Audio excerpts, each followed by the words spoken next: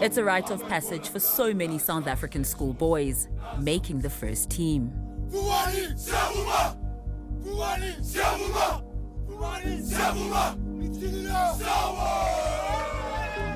When they put on the jersey and run onto the field, they will sacrifice anything for the glory of a win.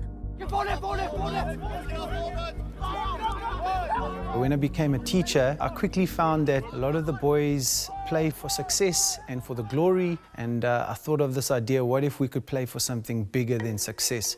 In 2017, Jono Kruger, a coach and teacher here at Selborne College in the Eastern Cape, wanted to find a way to harness the passion and commitment of the teenagers he was coaching, to get them to start playing for a higher purpose, one beyond themselves. Our country's the most unequal country in the world, and our boys didn't know anything about that. Jono Kruger took the under-16 rugby boys to a local children's home, and they committed their season to the children.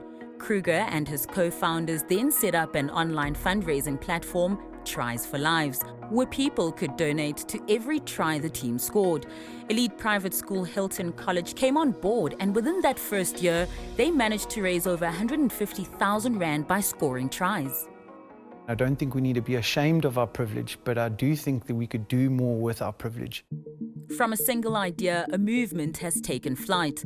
Tries for Lives has become Run for Lives, Swim for Lives, Goals for Lives, Birdies for Lives. All campaigns started by teenagers around the country as they tried to change the world around them. Rugby was my life. Every day at school and after school, everything revolved around rugby for me. When I'm playing a game, it feels like no one's around and like everything just disappears. In 2021, 𝗧𝗵𝗶𝘀 dream of making the first team came true, but halfway through the season, he was badly injured. His best friend and teammate 𝗀𝗵𝗶𝘀 was running behind him when he went down.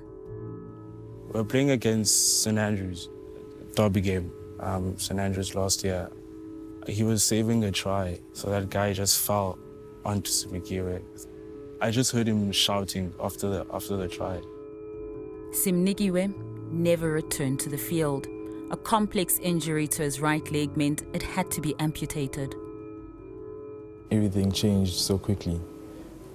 I just miss everything about rugby and being able to be on the field, yeah. He's my best friend, and he's lost this leg because of the sport that I play. So like, to me now, the only way to help him is like to play good rugby. 𝗀𝗵𝗶𝘀 and the rest of the first team have dedicated their 2022 season to 𝗧𝗵𝗶𝘀 through their Sport for Lives campaign. When I play rugby, I just think of my best friend, 𝗧𝗵𝗶𝘀, that, you know, like I play for him.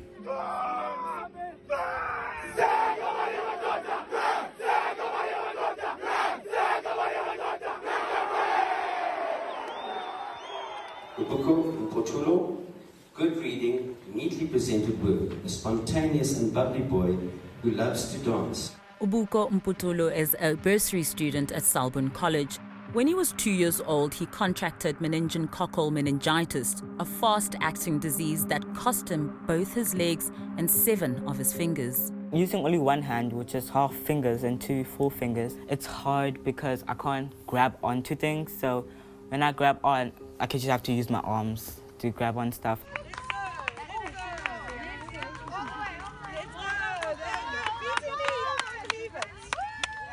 I can't hold things when I have to hold. It's either I have to always put it together, because I can't do anything with this hand. This year, Selborne College is using Sport for Lives across multiple disciplines to raise 600,000 rand for 𝗃𝗃𝗃 to be fitted with a mechanical hand.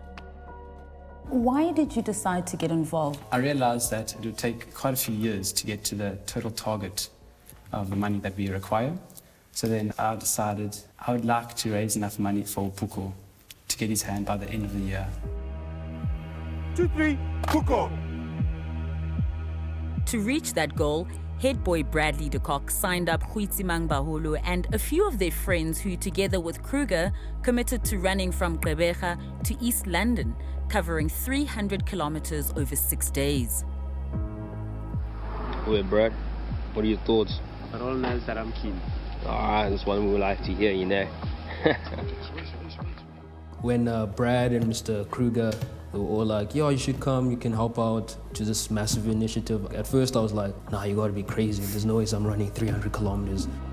But 𝗀𝗃𝗵𝗀 joined the team regardless, and as they ran, his perspective changed.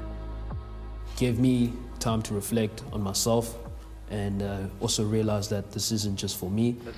I think you're gonna feel like a little bit of hurt every day, but it's only one way to find out, Red. The 5-man team ran for 6 grueling days.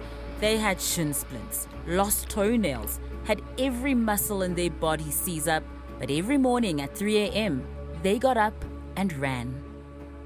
We were running between 2 of our safety vehicles, and on the back of the car that was in front of us had a nice big banner of 𝗃𝗂𝗶𝗴𝗶 and his prosthetic legs and his 2 hands there. And that just gave us a constant reminder, really, whenever we looked up. The team completed the 𝗃𝗂𝗶𝗴𝗶 300 on the 6th of July, raising over 60,000 rand. What's the first thing you guys did when you got home after that run? I went to the doctor. I realized that I actually wasn't done. On day 4, I unfortunately didn't complete the day because my left foot was just too much in pain. So I decided to create a day 7 for myself and literally go back to Port Alfred and complete the distance that I didn't. On day 7, Bradley got up at 3 a.m. and with his father following in a safety vehicle, he walked for 12 hours to complete the 300 kilometers he committed to 𝗃𝗂𝗶𝗴𝗃. I realized that I'm actually privileged to have pain. I'm privileged to feel pain in my legs because I have legs. Brad, hey, come on, man. Come on, man. Hey, come on. Come on, Brad, you got this, bro. In the meantime, 𝗀𝗵𝗀𝗀 is nurturing a new dream to run as a Paralympic hopeful in Paris in 2024. All the funds that his team is raising through scoring tries will go towards his training requirements. At the moment, I'm just trying to figure out what's next for me, and rugby was my dream, and now that has changed, and I have to adjust to that. What if schools around the country could actually be the catalyst to social change in our country? What happens if community upliftment started at the school level? We've got to start as a nation to look beyond the glory of the win.